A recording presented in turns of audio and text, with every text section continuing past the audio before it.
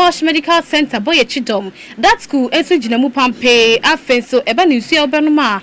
abusia ye free and some na say a day amamu enne we ya na me hyase ewo entensere no ewo ye atweman wa bieja not mansini mu ewo asante montemu na ena no pay amane boy free ho beka ye sa no eche say emrati we bi omode omudwuma wo mujense wo monenam ena wo mototototo nade a obi ayuso a wo mpebie condemn fo no adwuma wo mu eya no na kroma for the jina ono mo chese yade a ebra sankrofo mienu wo mudin ene Alhassan ena bakwa ka ho ede na golo wo mo bepie mu e wo mpatamu ajamu ne nam ye condemn etoto wo mo na de ne ade no ena wo mo hu sa abofra bi a ono wanya mfinsha no miensa pe wone na ne nam wona hwe de empanyifo ite bia ne de mo kira na cheso munya yo mbetimi ache ya abofra wanya eye mfie miensa yi eno basa ma ye wo mo mutimantem wo ba tie mu akromfo wo wi abofro wo yese yo enyem no ka se de beye sima mienu pechi na wo ma bunkam so ho nya semketwa enye we de dimbrada pa enna wo mo bu wo yesa ankrofo wo mienu we ta we yasum na we bo we koto enye yese wani ensese ye ka kirewo eno enam so me prempem no ka se de sa condemn fo mienu no eye Alhassan enna afeso na golo wo munyina no ebra ye adehye no mo sa entinsiri krom wone buru wo munti wo monam so eti nananum ewonse do na amanebo no echese wo motorcycle mechire moto ebi a wo motena so edidi wo mujuma kakran no wo mo wie bu wo mo ku wo no kro mama na so wow ehwa no musa peja editu ye moto ebi mu na asemwe enam so ema okopiemu ewo ye entensere ho na eye mama sarama tu edi atuja wo chentwese wo no wo fie ena wonya akọ gidigidi sai ye mehwei na ne mpatamu fo na ache condemn fo mienu o ma bu ma wo meti nananum ewonse to mami cheche mu chese onu kwa na ma ekwan so wo kwa ifro ene se sa akọ yi ba ye na chese ayefo no wajai kompo na okoduru won pepe se de ka cha no fo no so na sa pepe ena esi ewo ho na odetensentwefo nim echechem se ade a ne manfo ye die enya de obetumi aka se wo mo amoda biara da esan se bibi sempo ena esi a eni kwan se mutimamfo mudi monsa ekeka wo mo we na nka mo da wo mo e de sha posifo nsa na nka eye nhwehwemu bi e wo no atumi ato so everyone to no de wo si de ne manfo ne ye no enya de mo ya de kra na samara to eye Zakaria wono eye kasamafo be de chire ema eye intensere na o design sem wetu eye semtrofo nim na ne krakra mu no na ye wo panyina woda asante mantem wo ma motototo ndade o monka bo mu ko no woda wo ma no eye onmanyamfo Alhaji Abdullahi Gagala wano so editwa to wacha se brankrofo abu na de hyeni mienu de enya de ye nkabom kuo no mo betena se aye enhwehan ama mo afom ho adi dabirada wa mo ka kire Ghana ban ebio suppose sahene ni mpanyufu a ewo eye sentimentem so mo mbro na wo mbeka bi ema wo na se di asem no ano aye dinje pa Emsuya yetu ansam ne suni ekopiem ewa danse asokwa eno wo asantemantem na small scale miners for ni bi ena cheso mo bu afui na ni nyina ne so mo chiwa mo concession bi e wo honom yade chese o mo ema hwebedwani onimnya for Godwin animle ene chese massive crash panyi na wo mpatem ho onimnya for Albert edakura edo mabomodia chese mo dia mankofo bia eno no mo chiro mo ni enje ho kura eno na nam so e ka ho bia sesem no ka sei omomodia do mo agu motel so abo wo ye demonstration kase e de tie massive crash panyi ni ho ene mahwebedwani omo chima de ekoso de nya de o mo de ti wonti no omo ni sem trowo twi koma de Jamaica sienso ni e ka ho bi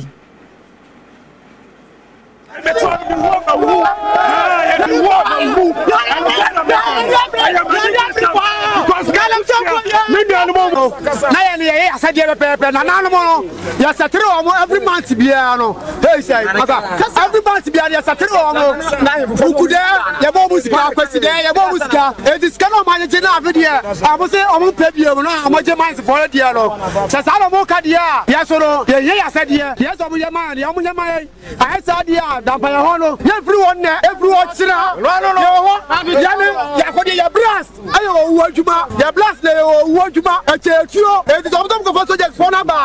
ya tell the blast we share omo sana tia dia omo mans for no to be free o people somtom di ya juma no omo family go me chepe di for no ye ho no tell omo mla ya adanse omo ba visa MP aba MP ko MP aba adwuma bia no market no adanse ya sabi adwuma ya didi kakra ma ba se mba we pam ye se antia se ntimanifo ye de emrem se de ba ya ye adwuma ne betima ye de adwuma e dia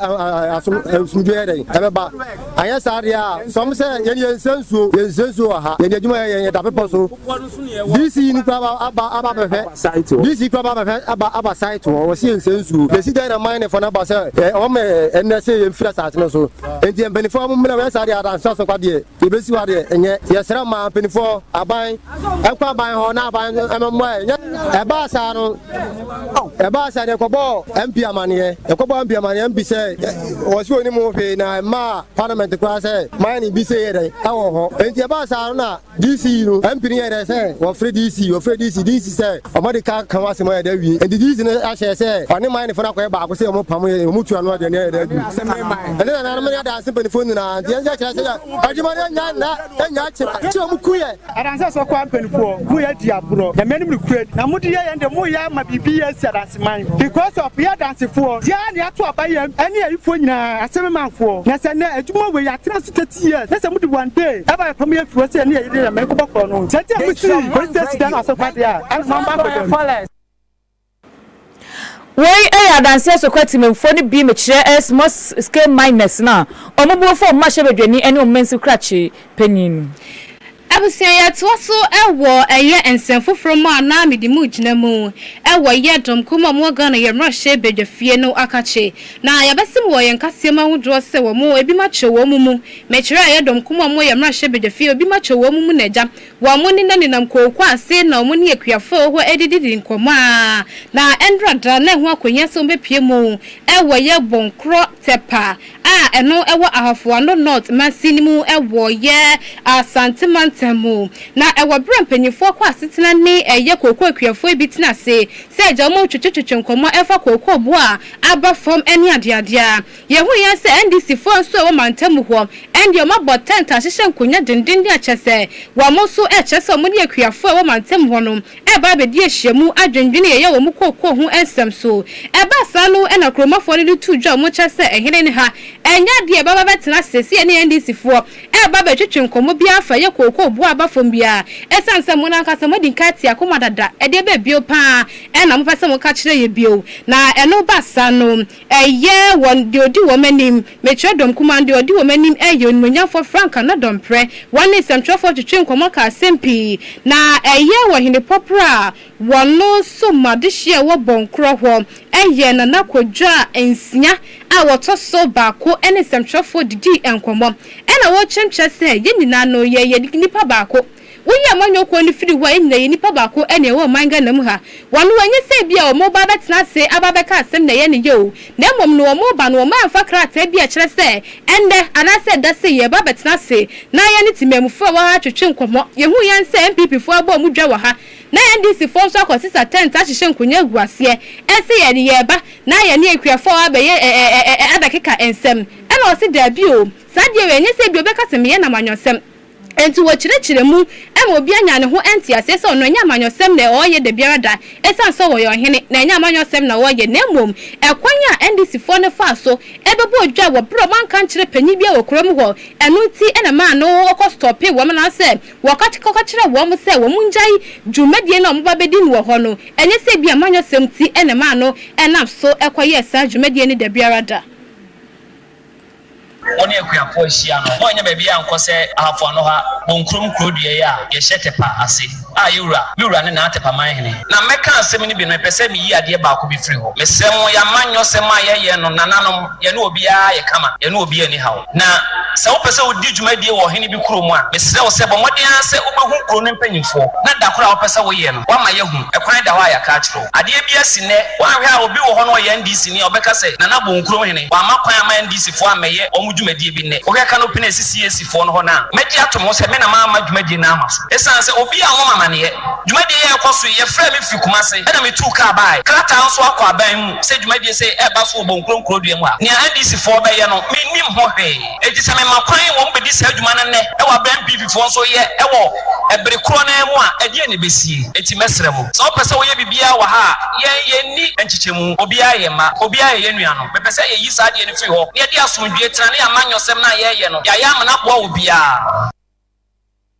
Nana Kwajo ensia wo di kan eye bonkrom ehene ena yete se woni ensɛmtwefo atwetwe enkomo yi Agro Ghana Mampani John Dramani Mahama ne organize labor for shia ye na omotwetwe nkomo twetwe mu na Ghana Mampani John Dramani Mahama SSA de fair wages and salaries commission omobebe sisa ne di kura na di omode so independent empowerment commission ayetwa ne tie IEC wose die ntia saa ne omawe nyina ene kyese di ne sisa aba nyina ne se wose hwa betumi abopa ama eba ketua ho nsem no keka ho a bibia adape for se so bi wo wa na ketua na nsem fata se ko gye saa ketua bi wo so po a na de yose fata mpo no ye mfama de saa na kwa bibia wo ne senti no motira se di hunu se da bi de akoso de se fata so me bibi fa ho na tumi boa wose wenyina ka eye omampanyo no aka sa resetting agenda no na che so mo de nam so mo de sa adwumadi anase di fufuro eba wose constitution review commission for no krampo de aka o mansam ho mo de ba ye nam so a se so ma se di ni te se no fair wages commission no o ma se di no akoye independent a moment commission or se sa any other friend. Accordingly, as part of our research agenda, the government has declared 2026 as the year of transition from the Fair Wages and Salaries Commission to a new independent emoluments commission. This reform is not about dismantling the progress we have achieved. On the contrary, the Fair Wages and Salaries Commission will serve as the institutional core to bring about this transformation. We'll reinforce and reposition the commission both financially and in terms of human resources so that it becomes the technical cornerstone of a modern independent national authority capable of managing public sector pay with professionalism, independence, and credibility. The Independent Emoluments Commission will create a transparent, rule-based, and evidence-driven system for certain public sector pay. Under this framework, salaries and benefits will be guided by productivity, labor market realities, fiscal sustainability, strategic national priorities. And through this reform, government aims to 1. Address long-standing inequities within the public sector, rationalize allowances and benefits, strengthen the link between pay and productivity. Our goal is to move away from the fragmented and ad hoc wage decisions towards a system that is fair to workers, is responsible to the taxpayers, and is sustainable for future generations. Ghana Mampani John Dramani Mahama fansu wone kasema wotu wasu na watchwe say ayade asade we na ebebode ni na epochi num omata gati nkofo bi omode sade na ema mo na article 71 na office holder na omo no so preba es gracia no ka hunyo munya binum na akohu ihe so bodi kohyem independent empowerment commission no na emom no ni nyina mochiro se constitutional na legislative process be koso ansa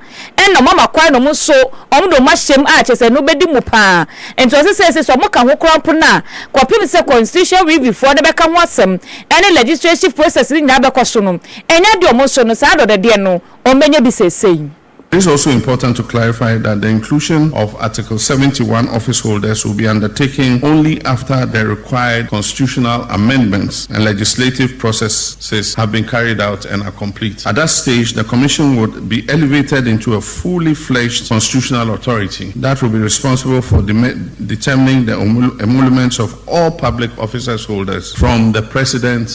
we don't have much men anymore, security officers, distinguished leaders of labor. As we undertake this transition, the government must act with prudence and responsibility. For this reason, 2026 will not be a year for full renegotiation of conditions of service across the public sector. Instead, the government will carry out targeted, modest adjustments to specific allowances as an interim measure. This approach is necessary to maintain macroeconomic stability, manage expectations responsibly, and create the space needed to build a credible and sustainable national emoluments framework. Let me be clear, this is not a withdrawal from engagement with labor. It is a strategic pause to address the structural foundations of our compensation system in the interest of everybody.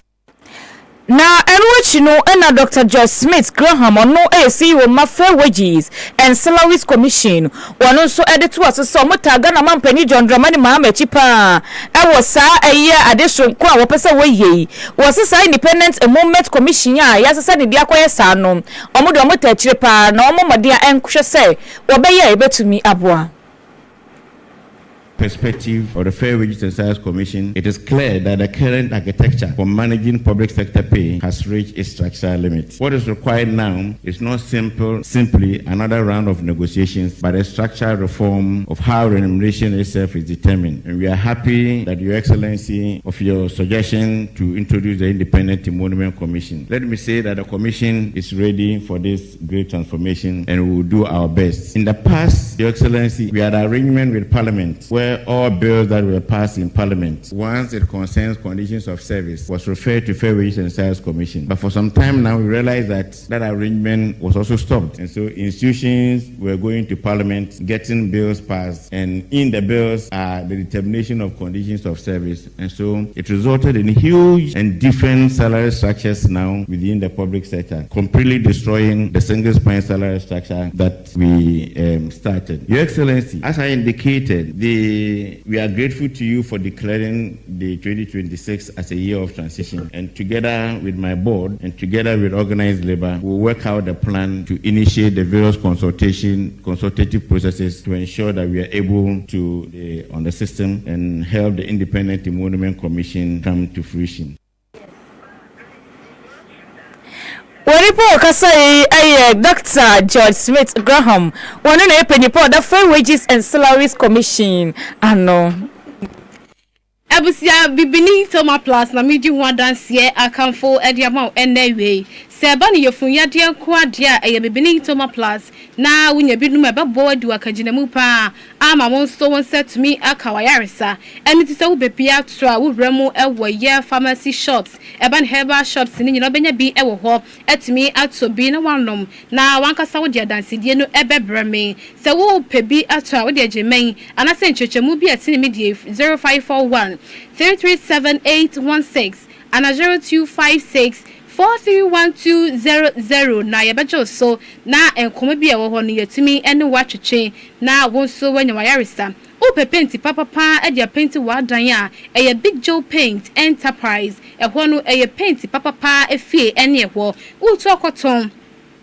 anasa woto ne mako ne nyina no ebo ne da form akonya no so ewo ho na fra wamwe ewo 0557 599133 eye ade ebejo so ewo man so that school Dunkwa Area Teachers Cooperative Credit Union ene etwanitia efra wamo that school savings account ne gusu ayebie eba ne shares account yebie child education account fixed deposit ne nyina no ye gusu ayebie bie ewo nti se umbebie wo dia bra na yembie wo de enfama wo bie adwuma bi wo pesika kakram na wo de ahye adwuma nim amadwuma no atimi atrepa de a eye that school ena mekanfo ede omo ho adanse ede ama se hwibe kwa ye wo ho wase kropon ye wo ho de aso Dunkwa ye wo ye kane Fishing Corporation Dynamo afe so wo pay main office na ye Ben Forestry Commission na wafra ye na ni panyifo din enkomo e wo 0332 228000 na ye bejo so e wo embe na enkomo bi ho bia no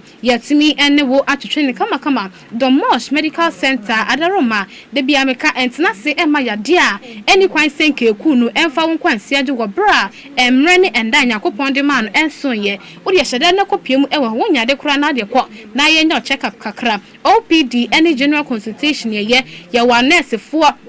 ya sanso ewa doctor for mo agent ya wo mu nimia wo mo ejo na ye environment ni de bia e 100% ho ye kama se wo de kwa na fo ni kwa hwa de x-ray ni etwa bi eba no DNA test na bofra na so se wonsel wo de bomoden ne kwa number ye ne kama finchirem wa bra entoche ma bia na se fi bia eni hu wani ya wo mini mo so ya na ye ya na apefo no so ye nya mu o mo ne mo mba na ma wo mu nyina wo kua dan na me no ka se wanyi eguso a so ewo ho I am free ye petrol filling station kwan so ene Dunkwa kwantempo no so ho pe ena ubehu Domosh Medical Center for ewo ho 0332 097947 na ye bejo so ewo ho specialized natural mineral water wopin super power benom da wapom din etimi SCP etitadia specialized natural mineral water and na ye belakwa ensuo ne say ye na ekoso party na ekoso wedding na ekoso baby bia enipa atwa hyiemu ewo ho empo wampo ena wupe bi agu fridge mu anunu kakran ne nyina no ma akosia prince owo ye BOT store wudru ho a wo so hwehwe eye Lydia Botwe drug store no na obi abekiro ukwo ho a ho pe ena obutu wodi ni djuma ewo ho 0545805261 na obema wusu ni bi ato dodo adaroma ye to so ewo ye awie pemtobre kase no so ede amama na yeguso aginemu ewo Ghana mampani John Dramani Mahama na kache na wo bra na endra wo ne eye organized labor for no etwetwe nkomo ena odi ato mani masha baka tamso no Mahama no nya de ono ba beye bibi kululu bia de ma Ghana fo adwuma bi obeye wo Ghana asase su bia eye de obeme mu da ho pefe ene frenchim so achina mpo wo free so na mo friends so bebu akonta ne nemo record beba abebu akonta dodo. I just wish to set the preamble by saying that this government has nothing to hide. What you see is what you get. We've come a long way from the period where you had two different economic statistics. The statistics that we give you are the true state of the economy. You need to know what the size of the national cake is before we all decide how we share it. If we don't let you know what the size is, you believe it's bigger than it is and your share is smaller. But if we let you know what the size is, then all of us know that the share we're getting is commensurate to what the cake is. And so the only way we can get a bigger share is to grow the cake bigger. And that's what this government is about. For the past year, we've been tightening expenditure, making sure we eschew waste so that we're able to grow the GDP in order that we can invest in infrastructure and grow the economy and thereby create more jobs. But until we all Ghana Mampenyi John Dramani Mahama enwa chire no ena ode to so wacha se empempe bepiemu ewo magana ha ade ba ko atiti nipa ha nipa adwene pa eye dan han esan se obenya sika kakra gu botom no na afe be so de kwakọ han dan wan han bia nya de a ubenya ba bia ten de abontin street ni so naja obeda ba yesu aba na ode atodwa chese empempe de woni nimpanyimfo ene atenaye ehwe ye dan han ho ensensam so ni nyina ka bomu ede eye de ma bebre gu akwama no eba beboa ma efiewrafo a de bia no mabo mi fita duku asemu ya kan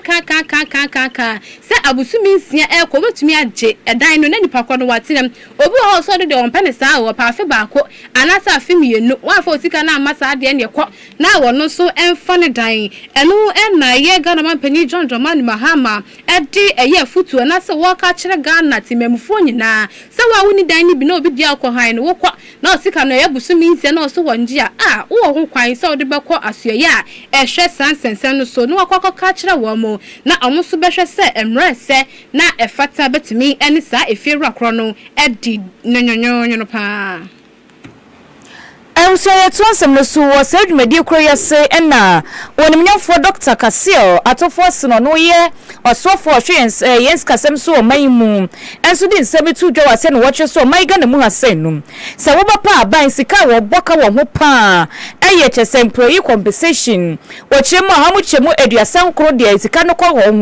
na ne nyina machi no wose eyade a enema bebrensu ka ho no ye debt services eka wo mai Ghana ye de eno so how much chemu eye duasam yenum ena grant to other units enso how much chemu eye eduonu enkro nsam de yewu atoforce ekabi pa nkunta bosu de bubi wo eye dwumedie no asen. Mr. President, compensation of Ghana's employees is currently the largest share of government expenditure. Of the total government expenditure, employees' compensation account for 39%, debt service account for 32%, and grant to other government units account for 29%. The crowding effect of compensation means that whilst we spend 33% of our compensation budget, our expenditure on compensation, only 3% is used for goods and service. Only 3%. Capital expenditure represents only 6% of Ghana's expenditure. Social benefits only represent 1% of government expenditure. And grants to other government units representing the statutory funds is about 24%, whilst debt service represents 26% of our total expenditure.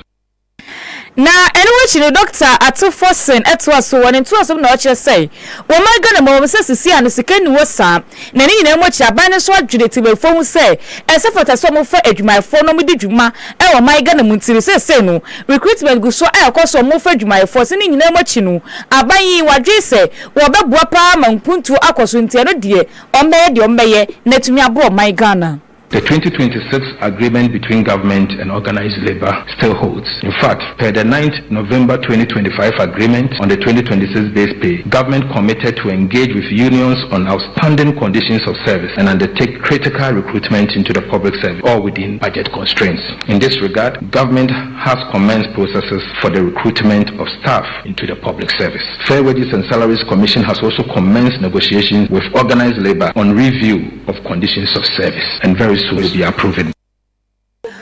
Also for sure sikasem so my gana mo Dr. Kasio Atoforsen. Abusia ye de kasia no eramu ewo bi mai so Pakistan na ehwo no amanebo afi ho ebando echese ukopiemu ewo Kabul drug rehab center eyade me no ka say di wo mato eye niam bi afefe wie bi kire bom bibi ama enipa makomako 100 de wo mafamu ahwere wo mo kwa wo mo ati nananom ewo ensiedo na we no ena mo de abetu dwa echemchese Pakistan fo ne na eko mo se nya mo na mo kwalo ma shada se mo to e de aba ye rehab center we na emom no anka ko ba bi foforo na aja amani abema sa torenche nwe si o enu ti we ene ensema efri eye Pakistan ne ba ewie matimi enye bi ede asomo ewoye area pamtubreka sei so Vego target electricals and home appliances na medium one dance here asanso akanfo ede amount. So we pay a beta box, one-way gang, organ, cables, earth rod, about the ceiling, and as a standing fanner, even a be a day amount. TV, about the fridge, China doors, oh, besa we sit down. Young kukuru day si wama yawo, and when you mean na school bag and so, quadadi and penny for dear, oh, tanama kumaku, uto quacoton, a be ewo ho, and mam with jadi nyaman yanasu, a be ebusu chapo, ewo Vego target electricals. Ya woye, I am free, yani I am free. Old Parkes yeb enedi enshe ni mu utu nitra ye mines gate no off German quantum pona eho ena ubemu Vego target electricals for ewo 0545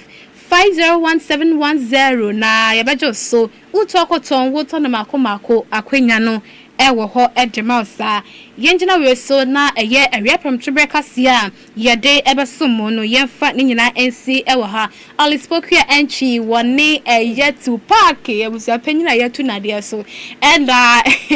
esiese ye ede yeremu ewo ye aba 14 fidie no so a awie nso nya bi hwe ye esanso etie ye na ye share so na eye lunch cafe atwa so ede amount midin ede mame akosia akon eye mene Mame ama eduwa.